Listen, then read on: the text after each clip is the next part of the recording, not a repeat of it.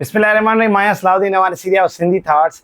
अॼु जे हिन वीडियो में असां इहो डिस्कस कंदासीं त असां पंहिंजी जेका इंग्लिश लैंग्वेज आहे उनखे इम्प्रूव कीअं करे सघूं था ऐं कहिड़े तरीक़े सां असां पंहिंजी जेका ड्राफ्टिंग आहे या स्पीकिंग जेके स्किल्स आहिनि असांजा उहे बहितर कीअं थी सघनि था। सो हिन वीडियो में असां 4 अहिड़ियूं अहम पॉइंट्स खे डिस्कस कंदासीं जंहिंसां इंशाअल्लाह असांखे खोड़ सारी मुआवनत मिली वेंदी पंहिंजी इंग्लिश लैंग्वेज खे बहितर करण में। 4 पॉइंट्स हूंदियूं जिन ते असां ॻाल्हाईंदासीं। चौथी पॉइंट तमामु अहम आहे, तव्हां ज़रूरु हिन वीडियो खे आख़िर ताईं ॾिसंदव। उन्हनि 4 पॉइंटनि ते वञण खां अॻु में मां हिकिड़ो इल्तिमास तव्हां सभिनी खे ज़रूरु कंदुमि त असांजो बेसिक इंग्लिश ग्रामर जो कंप्लीट हुजणु या उनजो हिकिड़ो सुठो सेंस ऐं सुठो बैकग्राउंड हुजणु ज़रूरी आहे। यानी तव्हां इंग्लिश के वॾे जंप ते इम्प्रूव करणु चाहियो था। वॾो जंप मां मुराद आहे त तव्हां कॉम्पिटेटिव एग्ज़ाम्स जी तयारी कयो था, इवन दो तव्हां इंग्लिश जा सुठा उस्ताद थियणु चाहियो था। हिकु उस्ताद सां मूंखे ॻाल्हि यादि आई त हिकु टीचर जे लाइ इंग्लिश लैंग्वेज जो उनखे बहितर थो चवां, सुठो न थो चवां, बहितर या बहितरीन अचणु तमामु ज़रूरी आहे। छाजे करे त हू सब्जेक्ट इंग्लिश में डिलीवर करे थो ऐं कॉमनली काफ़ी असां जॾहिं जनरल लेवल ते पढ़ाईंदा आहियूं त असांखे इंग्लिश ज़रूरु पढ़ाइण जो मौक़ो मिलंदो आहे। जीअं मूंखे मौक़ो मिलियो आहे, मां क्लास टीचर आहियां, यानी मां इंग्लिश जो टीचर आहियां। यानी इंग्लिश जो अचणु न फ़क़ति जॉब जे लाइ या कॉम्पिटेटिव एग्ज़ाम्स जे लाइ बल्कि डेली लाइफ में बि असां लाइ इंतिहाई अहमियत जो हामिल आहे इंग्लिश जो सब्जेक्ट। पहिरियों नंबर पॉइंट आहे त रीडिंग। जेकॾहिं तव्हां हिकिड़ो मशहूरु हिकिड़ो जुमिलो बि आहे त जेकॾहिं तव्हां लिसनिंग कयो था त तव्हां सुठो ॻाल्हाए सघंदव। यानी तव्हां सुठी स्पीकिंग करणु चाहियो था त तव्हां सुठो लिसन कयो ऐं उन खां पोइ स्पीकिंग ते प्रैक्टिस कयो।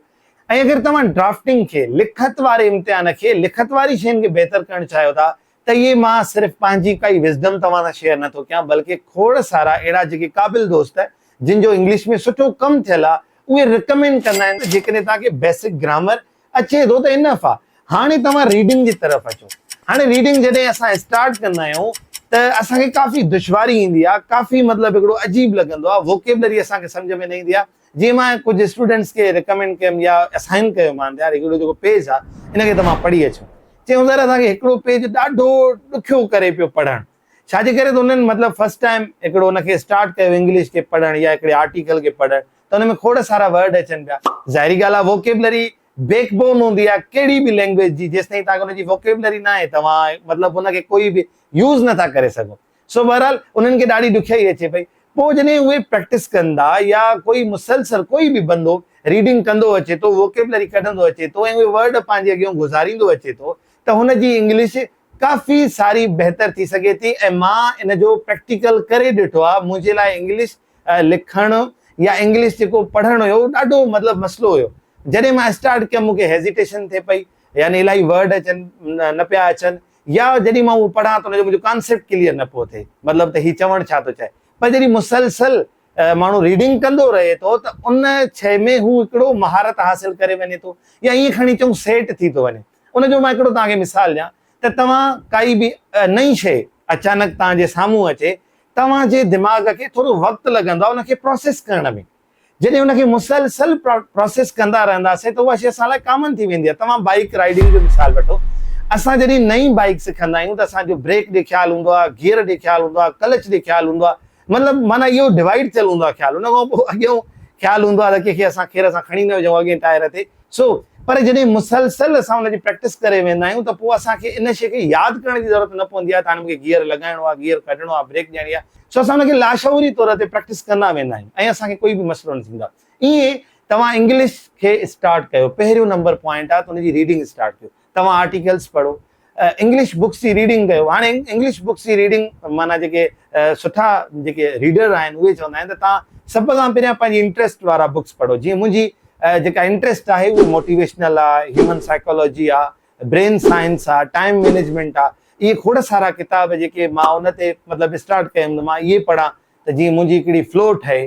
पोइ मां मतिलबु ओपिनियंस पढ़ां, अख़बार जा आर्टिकल्स पढ़ां, मूंखे पोइ आसानी थींदी छो त मां हुनजे अंदरि दाख़िल थी चुको हूंदुमि इंग्लिश में। उन खां पोइ ॿियो नंबर कमु आहे तव्हांजो उन में वोकेबलरीअ खे टिक करणु, यानी वोकेबलरी कढणु। उनखे पंहिंजे कंहिं वर्ड कॉपी ते लिखो ऐं उनजी माना लिखी करे तव्हां उनखे यादि न कयो। माना असां जेको प्रेशर खणंदा आहियूं न उनखे रटण जी, इन सां असांजे ज़हन ते हिकिड़ो प्रेशर अची वेंदो आहे त मूंखे इहो वर्ड यादि करिणो आहे। तव्हां रिपीटेशन कयो, यानी वीकली बेस ते कयो, डेली बेस ते कयो। अगरि तव्हां हिकु दफ़ो तव्हां उन्हनि वर्ड्स खे ॾिसंदा ईंदव त उहे वर्ड्स तव्हां वटि जेको आहे सो महफ़ूज़ थी वेंदा। पोइ जॾहिं बि उनजो इस्तेमालु तव्हां जेके कयो वेंदो या थींदो या तव्हांखे करिणो हूंदो, तव्हांजे साम्हूं उहो वर्ड निकिरी ईंदो, तव्हांखे ज़रूरत न पवंदी त तव्हां हिनखे वेही करे रटियो। तव्हां सिर्फ़ु ऐं सिर्फ़ु हुनजी रीड कयो, रिपीटेशन कयो, तव्हांजे ज़हन में नवां नवां वर्ड्स ईंदा वेंदा। ऐं ज़ाहिरी ॻाल्हि आहे, जॾहिं तव्हां रीडिंग कंदव, वोकेबलरीअ खे यादि कंदा ईंदव, त जॾहिं तव्हांजा थॉट्स डेवलप थींदा त तव्हां आसानी सां लिखी वेंदव। जॾहिं तव्हां पहिरियां 2 स्टेप्स कवर करे था अचो, रीडिंग कंदा था रहो, वोकेबलरी खे पिक कयो था, 3 नंबर जेको कमु आहे उहो आहे तव्हां लिखो। हाणे जॾहिं तव्हां उहे पहिरियां 2 स्टेप्स कवर करे था अचो त 3 स्टेप अचे थो उन्हनि खे लिखण जो। हाणे छा लिखूं?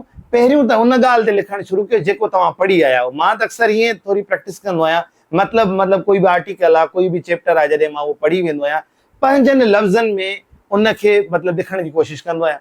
मां बि हिकिड़ो तालिब इल्मु आहियां, सिखण जी दुनिया में आहियां, त पोइ मां उनखे प्रैक्टिस कंदो आहियां, मतिलबु पंहिंजनि थॉट्स में उनखे मतिलबु कंसाइज़ करण जी कोशिशि कंदो आहियां त मूंखे छा सम्झ में आयो, मूंखे कहिड़ी ॻाल्हि वणी, कहिड़ी शइ हिन में मतिलबु नई लॻी, मूंखे कहिड़ो वर्ड नओं मिलियो, पोइ मतिलबु लिखंदो वञणु। हाणे जेको 3 नंबर आहे त उहा आहे प्रैक्टिस, यानी तव्हां लिखो। असुलु हुनुर उहो आहे तव्हांखे अंग्रेज़ी अचण जो, त तव्हांजे ज़हन में जेके थॉट्स अचनि था उहे तव्हां लिखी वञो। जेकॾहिं तव्हांजे दिमाग़ में ईंदड़ थॉट्स, ॻाल्हियूं जेको तव्हां ॻाल्हायो था, अगरि उहो लिखी नथा वञो त तव्हां असांजी इंग्लिश यकीन ॼाणियो अधूरी आहे। चोथों कमु सभिनी खां अहम आहे, उहो आहे त तव्हां असांखे इंग्लिश सिखण जो इरादो हुजे। अगरि इहो चोथों कमु असांखे न आहे, यानी इरादो ई न आहे, त तव्हां कोई बि कमु स्टार्ट कंदव, तव्हां थोरे टाइम लाइ हुनखे खणी करे हुनखे छॾे ॾींदव। ईअं ई मां थिंक एंड ग्रो रिच किताब में नेपोलियन जी हिकिड़ी कहाणी लिखी हुई, उन मतिलबु उन में हिकिड़ी पहिरें चैप्टर में हिकिड़ो तस्करो कयो आहे हिकिड़े बंदे जो, जंहिंजी हुई बर्निंग डिज़ायर, यानी जेका हिकु सची विल हुजे, ऐं उहा डेफिनेट हिकिड़ी विल आहे, ख़्वाहिश आहे, इरादो आहे। जेसि ताईं इंसान जे अंदरि उहा डेफिनेट विल नथी अचे, ख़्वाहिश नथी अचे, तेसि ताईं तव्हां कोई बि कमु, हे त इंग्लिश सिखण जो आहे, पर कोई बि कमु नथा करे सघो, कंदव बि तव्हां छॾे ॾींदव, छो त तव्हां वटि काई बि वाज़, चिटी ऐं पकी ख़्वाहिश कोन्हे का। हिकिड़ो हूंदो आहे विश, हिकिड़ी हूंदी आहे डिज़ायर, हिकिड़ी हूंदी आहे बर्निंग डिज़ायर। असांखे बर्निंग डिज़ायर जी ज़रूरत आहे। जेकॾहिं तव्हां सची विल सां पंहिंजी लैंग्वेज खे इम्प्रूव करणु चाहियो था, त तव्हां बग़ैर कंहिं हेज़िटेशन जे तव्हां स्टार्ट कयो रीडिंग खे, पंहिंजी पसंदि जी रीडिंग कयो, वोकेबलरी पकी कयो, ऐं कोशिशि कयो उनखे किथे न किथे अप्लाई करण जी। बाक़ी जीअं मां तव्हांखे ॿुधायमि त जेकर तव्हांखे स्पीकिंग बहितर करणी आहे, त हुनजो बहितरीनु हिकिड़ो मतिलबु सोर्स आहे त तव्हां इंग्लिश मूवीज़ ॾिसो। हिकिड़ो मज़ा ई आहे, मूं तस्वीर किथे ॾिठी त फर्स्ट टाइम जॾहिं असां इंग्लिश मूवी ॾिसंदा आहियूं त हिकिड़ी अखि हेठि हूंदी आहे, हिकिड़ी मथे हूंदी आहे, यानी असां हिकिड़ो सब टाइटल बि हुनजा पढ़ंदा वेंदा आहियूं ऐं मूवी बि ॾिसंदा आहियूं। बहरहाल पहिरें दफ़े सां त असांजो सब टाइटल में वक़्तु गुज़री वेंदो आहे, पर जॾहिं तव्हां मुसलसल यकीन कयो काई बि फिल्म जे, मतिलबु मां फॉरेस्ट गंप फिल्म ॾिठी, जेके बाद में आमिर खान हुनजी ठाही लाल सिंह चड्ढा जे नाले सां, हुनजी हुई हिकिड़ो आई थिंक कॉपी हुई, उहा ई ठाही, ऐं कमाल जी मूवी आहे, उहा तव्हां ज़रूरु ॾिसो। ट्रू स्पिरिट मां रिकमेंड कई, उहा तव्हां इंग्लिश मूवी आहे, सुठी आहे। साइंटिफिक खोड़ सारियूं मूवी आहिनि, मतिलबु लाइफ ऑन अवर प्लानेट अर्थ, अहिड़ियूं खोड़ सारियूं इंफॉर्मेटिव कमाल जूं मूवीज़ आहिनि। तव्हां ॾिसो, उन ते जेको आहे प्रैक्टिस कयो पंहिंजी लैंग्वेज ते, ऐं जेकॾहिं तव्हां थोरी हिमत करे वरिती न, इहा लैंग्वेज जेको बैरियर आहे तव्हां असांजे अंदरि हिकिड़ो ख़ौफ़ आहे इंग्लिश जो, उहो ख़तमु थी वेंदो, ऐं असां हुन पंहिंजी कमज़ोरीअ ते ग़ालिब ईंदासीं ऐं असां कामयाबु थी वेंदासीं।